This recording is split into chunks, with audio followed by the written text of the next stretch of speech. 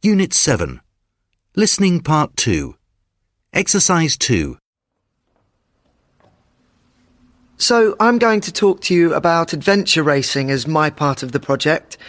Adventure racing's a sport you do in teams, and I got interested in this because I actually took part in one for the first time last year in the north of England with the rest of my family, and we were racing against lots of other teams made up of people of different ages.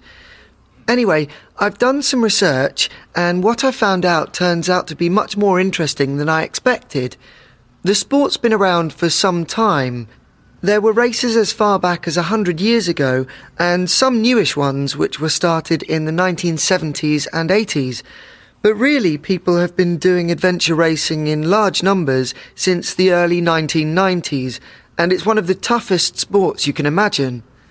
Unlike marathons or pentathlons or those sorts of things, where the winner's the individual runner who finishes first, in adventure races, the winners are the first team of 4 to 6 people, depending on the race, to all get over the finishing line together, and in many races, one of the rules is that the team must be made up of an equal number of men and women, 2 or 3 of each, depending on the size of the team. Anyway, it's not like just going jogging or running or something like that.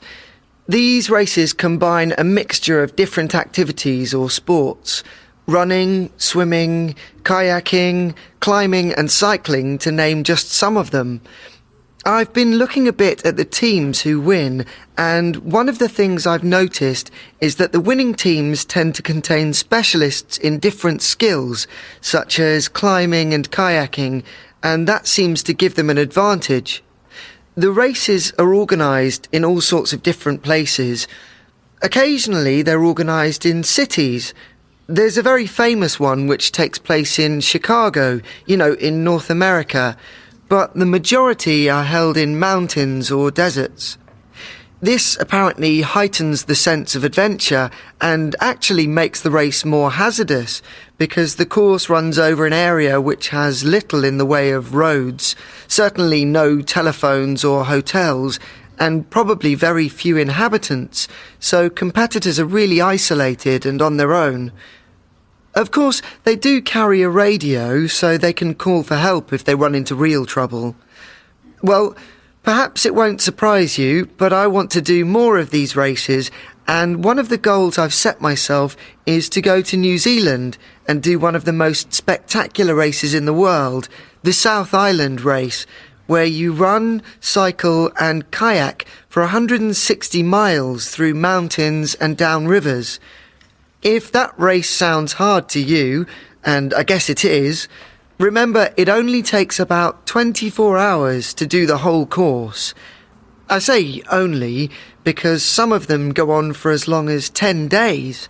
Now that's really extreme. At the moment, I'd say that 2 or 3 days would be my absolute maximum in terms of endurance. Competitors have to carry everything they need with them: clothes, food and drink, the lot, and if they run out, they just go hungry or thirsty. On long races, my impression is that the greatest problem is just staying awake, because there are no fixed times for breaks, so teams tend to go on racing for as many hours as they can. In fact, I've heard of people falling asleep while they're riding a bike, and that, as you can imagine, can be really dangerous.